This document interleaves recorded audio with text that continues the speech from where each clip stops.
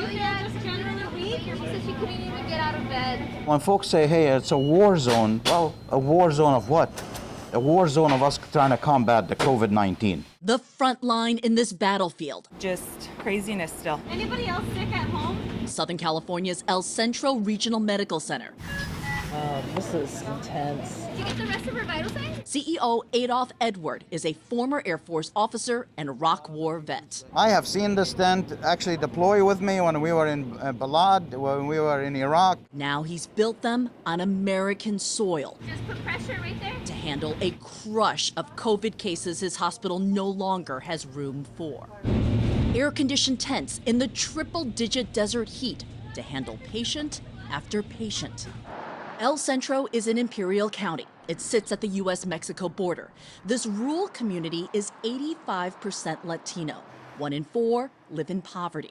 Per capita, it has 3 times as many COVID cases as Los Angeles, and the death rate is the highest in California. Is it crazy to you that you are a physician working in a tent in America? Yeah, it's incredible, isn't it?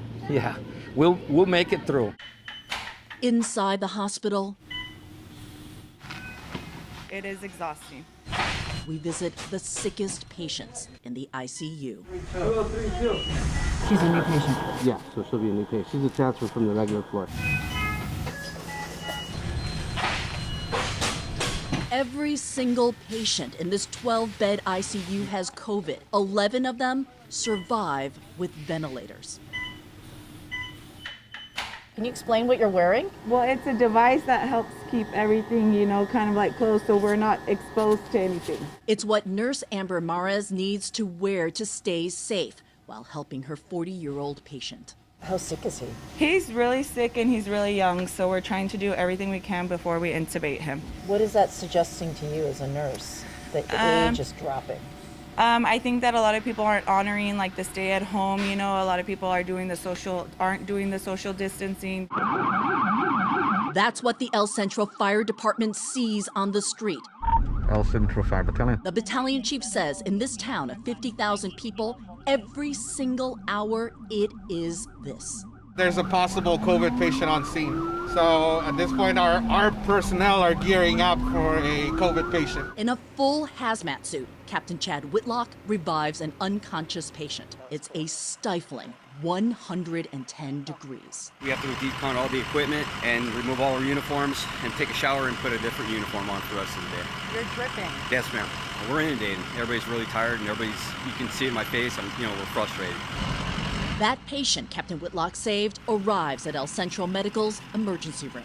We've hit capacity. We've transferred out 2 or 3 times the normal amount of patients that we're sending out. I think in the last 2 months we sent out something like 500 patients.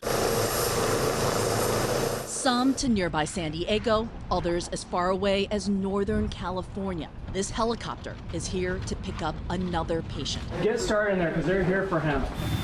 ER doctors and nurses intubate under this blue drape to limit particle exposure.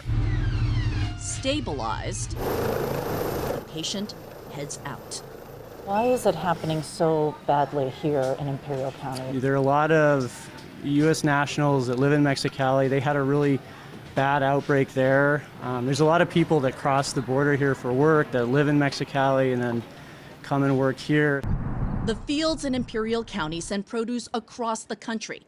And even in a pandemic, some 20,000 Mexican day workers enter legally every morning to provide the labor. No work, no money for food, says 65-year-old farm worker Jacinto Moreno. 4 of his fellow farm workers have died of COVID, he says. We cannot win a war on COVID in the emergency room. Look at the big picture. We need to fight the war on COVID where it's breeding, and that's our neighborhoods. In this binational county, COVID is not the disease, it's the symptom.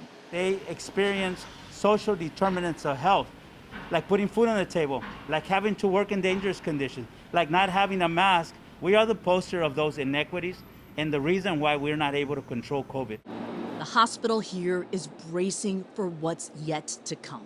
This empty tent is the future COVID ward. Is this tent a sign that this pandemic is here to stay? Yes, so I keep telling folks, look, now it's a pandemic, eventually it's going to be an endemic, so is this really how we want to take care of our communities? And the answer is no.